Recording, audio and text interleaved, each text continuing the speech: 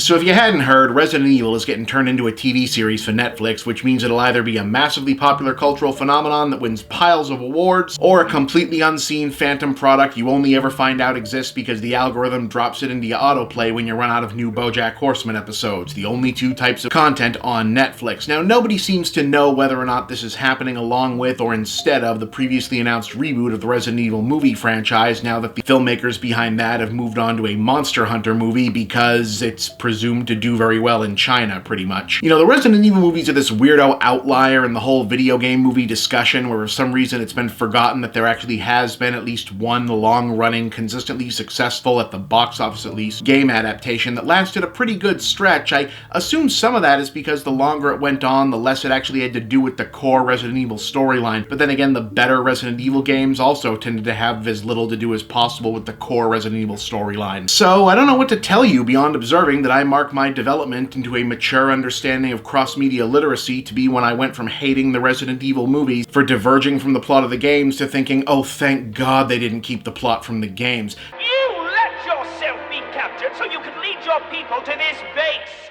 I have no idea what you're babbling about. You don't fool me! I am Alfred Ashford, commander of this base. Oh? You must be one of Umbrella's lower-level officers if you're in command of a backwater base like this one. How dare you! The Ashford family is among the world's first and finest. My grandfather is one of the original founders of Umbrella, Inc. Not that anyone is going to mistake the Resident Evil movies for being good. It's a series of mid-budget B-movie sci-fi horror action hybrids, mainly notable for carrying the specifically chintzy late 90s aesthetic thereof, several years past the point when the rest of the film industry had moved on. They're dumb, they're fun, they average out pretty solid overall for what they are, and while this is probably still heresy for some reason, I'm sorry, being faithful to the games probably wouldn't have made them any better. Like, on a narrative level, the Resident Evil movies are stupid, but the Resident Evil games, again, on a narrative level, are stupid, but also convoluted, bloated, pretentious, and at least that one time, weirdly racist. I mean, look, Resident Evil's place as a landmark gaming franchise can't be denied, but they weren't putting down stakes based on how rich and interesting a scenario they could communicate. The big innovation with Resident Evil was, whoa, graphics are finally good enough to make gross, scary monsters, so let's do that. Okay, so what's in there with the monsters?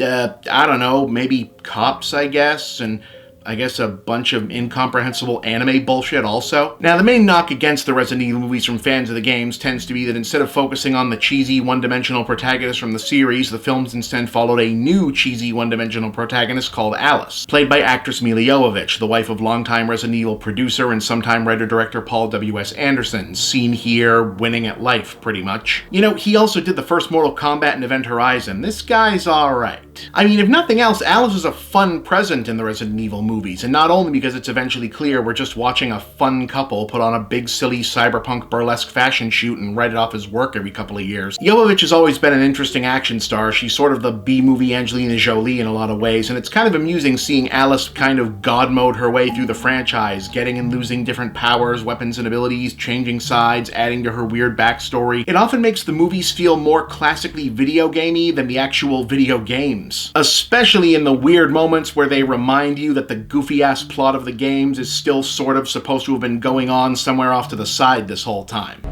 Chris and Claire Redfield, you've really become quite an inconvenience for me. I told you I'd be bringing a few friends.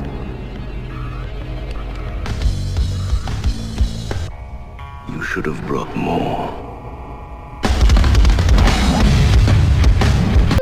Yeah, that was weird. Thinking on it, I've never been one of these people who thinks there's some secret special trick required to make video game adaptations work, or that there's some unique quality to the medium that makes games harder to adapt than anything else. If you can make a good Lego movie, you can make a good anything movie. But since movies generally tend to have a story and a lot of game narratives are either bad, thin, or non-existent sometimes, an adaptation has to get creative about how you do it. And while I doubt there was that much meta thinking going into creating Alice for Resident Evil beyond let's get a somewhat simple, workable character into this thing who's not all bound up in the dumb nonsense mythology and just have them shoot the zombies. If for some reason that last sequel had decided to reveal that we've been watching some gamer's modded player character zip through the games, it probably would have felt a lot more clever than it had any right to. Not saying that kind of thing is the solution, but having suffered through dreary-ass slogs like Assassin's Creed or that last Tomb Raider movie, which, admit it, you forgot that even happened, you have to wonder.